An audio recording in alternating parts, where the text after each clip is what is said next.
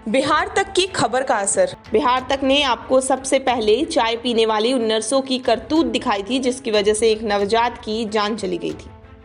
सुपौल में मानवता को शर्मसार करने का जब मामला सामने आया था तो नर्सों की लापरवाही पूरे देश ने देखी थी। प्रसव पीड़ा से कराहती एक महिला ने ई रिक्शा पर ही बच्चे को जन्म दे दिया और इन नर्सों के द्वारा घोर लापरवाही बरतते हुए चाय की चुस्की ली जा रही थी। घर वाले बार बार बुलाते रहे एनएनएम को जच्चा बच्चा को देखने के लिए, लेकिन चाय की चुस्कियां लेती इन नर्सों को जीवन का मोल समझ नहीं आया और इस लेट लतीफी की वजह से नवजात की जान चली गई।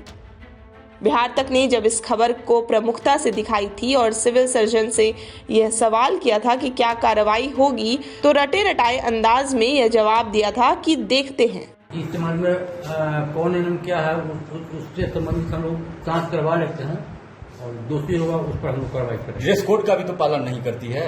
ठीक है, वो भी हम देखवा लेंगे। ड्रेस कोड का पालन होना चाहिए, सबके लिए ड्रेस कोड है, खासकर जिनको ड्रेस मिलता है उनको तो करना ही चाहिए।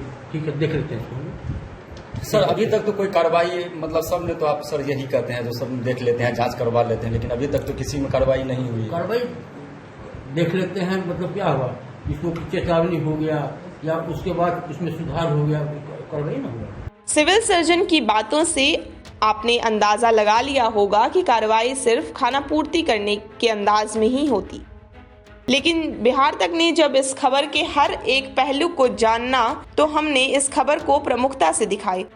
फिर जो सीएस कल तक देख लेने के अंदाज में बात कर रहे थे, उसी सीएस को इस खबर के चलने के बाद अमानवीय नर्सों पर एक्शन लेना पड़ा और उसे सस्पेंड करना पड़ा। इसमें जो वीडियो क्लिप जिसमें गार्जियन लोग का शिकायत और जो मृत्यु हुई से संबंधित तत्काल प्रभाव से जो ड्यूटी पर थी चारों नर्सेज को निलंबित किया गया है और साथ ही विभागीय कार्रवाई के लिए लिखा गया है, साथ साथ विभागीय कार्रवाई भी होगी। किसी का संसार उजड़ गया और अस्पताल के नर्सें चाय की चुस्कियां लेती रहती थी, लेकिन अब इन नर्सों पर एक्शन लिया जा रहा है। स्वास्थ्य विभाग की यह लापरवाही बताती है कि सिस्टम को किस कदर दुरुस्त करने की जरूरत है, जिससे लोगों को बेहतर स्वास्थ्य सुविधाएं मुहैया कराया जा सके। सुपौल से रामचंद्र मेहता के साथ पटना से रोहित सिंह की रिपोर्ट, बिहार तक।